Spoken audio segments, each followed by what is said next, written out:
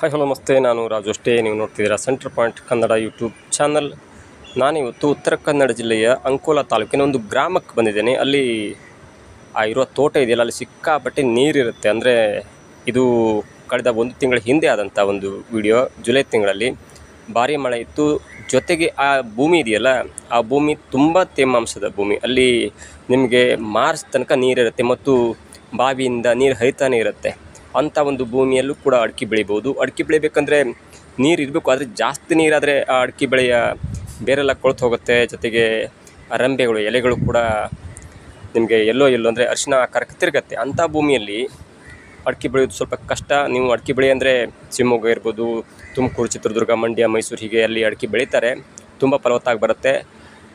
ಚಿಕ್ಕಮಗಳೂರು, ಕೊಡಗು ಬರೀತಾರೆ. ಆದರೆ ನೀವು ಉತ್ತರ ಕನ್ನಡ ಮತ್ತು ಉಡುಪಿ ಜಿಲ್ಲೆಗೆ ಬಂದಾಗ ಉತ್ತರ ಕನ್ನಡದಲ್ಲಿ 5-6 ದೊಡ್ಡ ನದಿಗಳಿವೆ. ಜೊತೆಗೆ ಚಿಕ್ಕ ಪುಟ್ಟ ಕೆರೆಗಳು, ಹಳ್ಳಗಳು, ತೊರೆಗಳು, ಜೊತೆಗೆ ದೊಡ್ಡ ಗುಡ್ಡ. ಆ ಗುಡ್ಡದ ಕೆಳಗಡೆ ಸ್ವಲ್ಪ ತಗ್ಗು ಭೂಮಿ ಇರುತ್ತಲ್ಲ, ಹೊಂಡದ ಗದ್ದೆ ಅಂತಾರೆ. ಅಲ್ಲಿ ಅಡಿಕೆ ಬೆಳೆಯುವಾಗ ಸ್ವಲ್ಪ, ಅದರಲ್ಲೂ ಮಳೆಗಾಲ 3 ತಿಂಗಳಲ್ಲಿ ನೀರು ನಿಂತುಬಿಡುತ್ತೆ, ಅಂದರೆ ಹೊರತೆ ಬರುತ್ತೆ. ಅಂಥದ್ರಲ್ಲೂ ಕೂಡ ನೀವು ಅಡಿಕೆ ಬೆಳಿಬೇಕಂದ್ರೆ ಸಿಂಪಲ್ಲಾದ ಒಂದು ಟಿಪ್ಸ್ ಇದೆ ಅದಕ್ಕೆ. ಅದೇನೆಂದರೆ ನೋಡಿ, ಅಡಿಕೆ ಬೆಳೀತಾರಲ್ಲ ಲೈನ್, ಆ ಲೈನಲ್ಲಿ ಮಧ್ಯದಲ್ಲಿ ಒಂದು ಸಣ್ಣ ಕಾಲುವೆ ಥರ ಮಾಡಬೇಕು. ಹಾಗಾದಾಗ ಮಾತ್ರ ಅಲ್ಲಿನ ನೀರು ಕೆಳಗಡೆ ಹರಿದು ಹೋಗುತ್ತೆ. ಅದು ಸ್ವಲ್ಪ 1.5 ಅಡಿಯಿಂದ 1 ಅಡಿಯಿಂದ 1.5 ಅಡಿ ಅಗಲ ಮತ್ತು ಆಳದಲ್ಲಿ ಒಂದು ಕಾಲುವೆ ಮಾಡಿದಾಗ ಆ ಪಕ್ಕದ ನೀರೆಲ್ಲ ಇಂಗಿ ಆ ಕಾಲುವೆಯಲ್ಲಿ ಕೆಳಗಡೆ ಹೋಗುತ್ತೆ. ಇಲ್ಲ ಅಂದರೆ ನೀರೆಲ್ಲ ಅಲ್ಲೇ ನಿಂತ್ಕೊಂಡು ತುಂಬ ತೇವಾಂಶ ಆಗಿ ಎಲ್ಲ ಅಡಿಕೆಯ ಬೇರುಗಳು ಕೊಳೆತು ಹೋಗುತ್ತೆ. ಹಾಗಾಗಿ ನೀವು ಅಡಿಕೆ ಹೇಗೆ ನೆಡ್ತಿರಲಿ, ಎಷ್ಟು ಡಿಸ್ಟೆನ್ಸಲ್ಲಿ ನೆಡಬೇಕು, ಎಲ್ಲವೂ ಕೂಡ ನಿಮಗೆ ಬಿಟ್ಟಿದ್ದು. ಗೊಬ್ಬರ ಎಷ್ಟು ಹಾಕಬೇಕು ಎಲ್ಲವೂ ಕೂಡ ಅದು ನಿಮ್ಮ ಅವಶ್ಯಕತೆಗೆ, ನಿಮ್ಮ ಒಂದು ಪೂರೈಕೆಗೆ ತಕ್ಕಂತೆ ಇರುತ್ತೆ. ಆದರೆ ಆ 2 ಅಡಿಕೆಯ ಗಿಡದ ಡಿಸ್ಟೆನ್ಸ್ ನಂತರ ಆ ಮಿಡಲ್ ಜಾಗ ಇರುತ್ತಲ್ಲ, ಅಲ್ಲಿ 1 ಅಡಿ ಆಳ 1 ಅಡಿ ಅಗಲದಲ್ಲಿ ಒಂದು ಕಾಲುವೆ ಮಾಡಬೇಕು. ಕಾಲುವೆ ಮಾಡಿದಾಗ ಆ ಅಕ್ಕಪಕ್ಕದ ನೀರೆಲ್ಲ ಸೋಸಿ ಆ ಕಾಲುವೆ ಅಂದರೆ ಜಸ್ಟ್ ಒಂದು ದಾರಿ ಮಾಡ್ಕೊಳ್ಬೇಕು ನೀರು ಹೋಗಲಿಕ್ಕೆ. ಹಾಗೆಂದಾಗ ಮಾತ್ರ ಆ ಅಡಿಕೆ ಗಿಡದ ಒಂದು ಬುಡಕ್ಕೆ ನೀರು ನಿಲ್ಲಲ್ಲ, ಹರಿದು ಹೋಗುತ್ತೆ.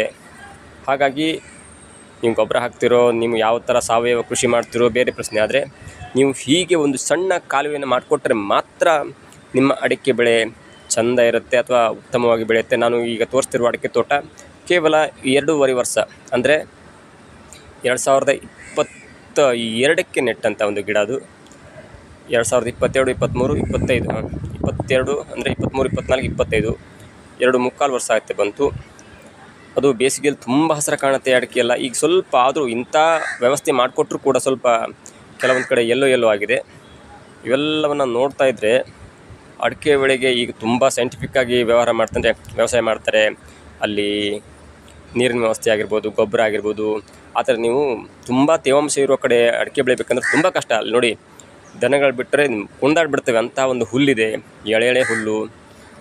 ಹಾಗಾಗಿ ಅಡಿಕೆ ಬೆಳೆಗೆ ಬೇಸಿಗೆಯಲ್ಲಿ ನೀವು ನೀರನ್ನು ಪೂರೈಸ್ಬೋದು, ಆದರೆ ಮಳೆಯಲ್ಲಿ ನೀರನ್ನು ತಡೆಯೋದಿದೆಯಲ್ಲ, ಅದು ತುಂಬ ಕಷ್ಟಕರವಾಗಿರುತ್ತೆ. ನೋಡಿ, ಕೆಲವೊಂದು ಕಡೆ ತುಂಬ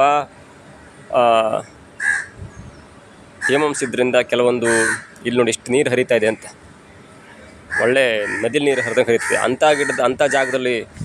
ಅಂಥ ಜಾಗದಲ್ಲಿ ನೀವು ಒಂದು ಅಡಿಕೆ ಬೆಳಿಬೇಕಂದ್ರೆ ತುಂಬ ಕಷ್ಟಕರ. ಹಾಗಾಗಿ ನೀವು ಕಾಲುವೆ ಮಾಡಿದ್ರೆ ಇಲ್ಲಿ ಅಡಿಕೆಯನ್ನು ತುಂಬ ಚೆನ್ನಾಗಿ ಬೆಳಿಬೋದು. ಇದಾಗಿತ್ತು ಇವತ್ತಿನ ವಿಶೇಷ. ನೋಡ್ತಾ ಇರಿ centre point Kannada YouTube channel.